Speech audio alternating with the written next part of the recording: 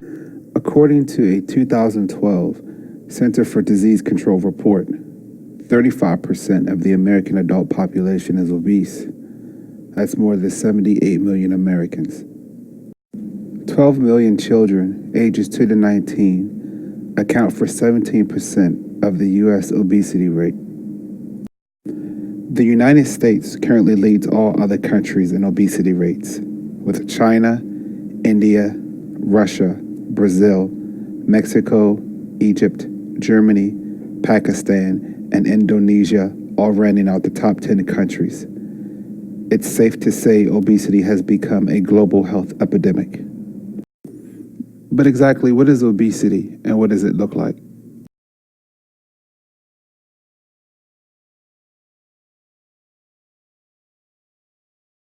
Medical professionals consider anyone with a body mass index of 30 or higher to be medically defined as obese.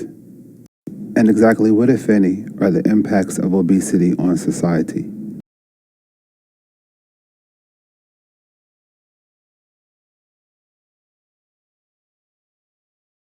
A 2008 report published in the July 2009 issue of Health Affairs magazine estimates the cost to treat obesity at $147 billion annually in the United States. The same report estimates that obese individuals will pay $1,500 more annually for medical care costs.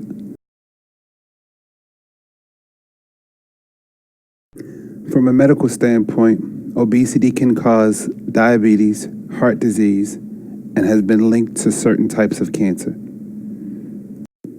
So with obesity becoming a global epidemic that is impacting society financially and medically, what are we doing to combat it? The uses of mobile, medical, computer, and video technology have proven to be valuable assets in the war against obesity. The Obesity Action Coalition states that the induction of accelerometers, better known as Fitbits or Grooves, advanced the capabilities of pedometers and became beneficial in helping individuals track weight management and increase their fitness levels. Creedy, undated. By tracking steps, distance traveled, and calories burned, technology enhanced pedometers and helped us monitor how much or how little activity we engaged in daily. Today's technology has seen the introduction of more advanced Fitbits, body bugs, and even the development of smartwatches by Apple and Samsung that are called multi-sensor body monitors. These body monitors are more advanced than accelerometers in providing more accurate caloric expenditure count and even monitor core temperature and sleep patterns. Creedy, undated. These mobile technologies are helping people track their activity levels to increase fitness levels and monitor their overall health and wellness. They are helping to combat obesity in a sedentary society. One of the developed medical procedures used by bariatric doctors to treat obese patients is a procedure referred to as gastric bypass. This medical procedure allows doctors to essentially reroute how food is digested and absorbed into your body. The procedure shrinks the size of the patient's stomach, giving them a sensation of being full faster than they usually would. Patients that undergo this procedure receive extensive screening in mental health and nutritional counseling.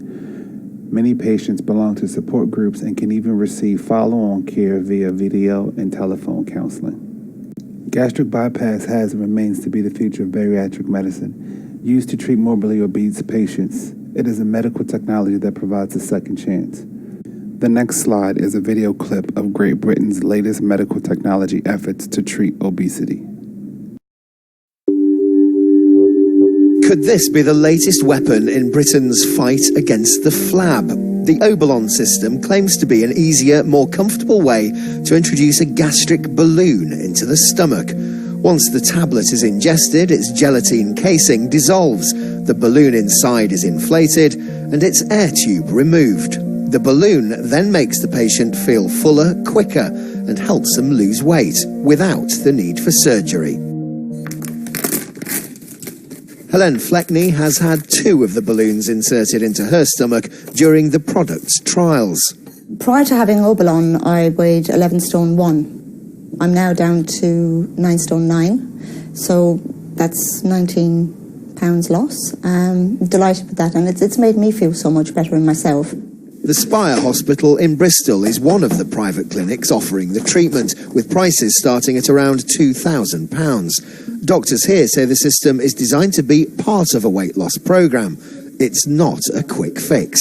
This balloon will act to sort of educate them a little bit about portion size, retrain their brain, change their mindset a little bit, but it also motivates them because they're going to lose some of the weight that they need to lose on their own, and then they've got the tools to go on and continue that once the balloon has come out.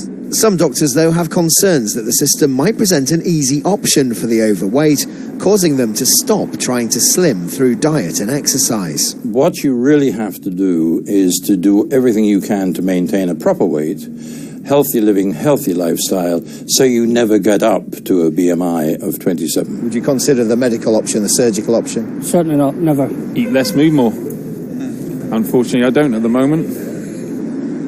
This won't be an option for the seriously overweight, though. For patients with a body mass index of over 35, the most likely course of treatment will still involve surgery. Fraser Maud, Sky News, Bristol. Over the years, computers have completely transformed our way of life. The development of computer software and algorithms to help consumers track their nutrition and caloric intake has been instrumental in fighting obesity. Programs like FujiCate, ShopWell, and MyFitnessPal help us track what we eat, help us to make healthy food choices, and even suggest healthy recipes. Siegel, 2012. Computer technology combined with the use of social media applications like MapMyRun are helping us to create a culture of fitness in a modern society. By creating and forming virtual communities, we gain and garner the support and expand our real-time networks and social networks with others that can be a source of information. Computers give us access to information, support systems, and convenience to help us all fight and eliminate obesity. The fight against obesity has caused Washington to take notice. The 2010 Health Care Reform Law creates penalties for obese patients that elect not to participate in nutrition or fitness enhancement programs. Under the law, an employer can charge 30 to 50% more for health insurance for obese employees. Siegel, 2012. And the White House Let's Move campaign created incentive-based goals for schools and students to encourage a more active and fit lifestyle. Schools electing to participate in the program will provide resources such as pedometers and personal training sessions. These policies clearly show that the government recognizes that legislation and action must shed light on the obesity epidemic that currently exists. As we move forward, it is clear that technology has been beneficial in fighting obesity in the world that we live in. And while many will argue that technology itself is to blame for our current physical states and increasing obesity rates, we have to understand that technology isn't bad. It's how we use it that makes it good or bad. And in this case, technology is helping us deal with medical and social problems that have extremely detrimental financial and health implications.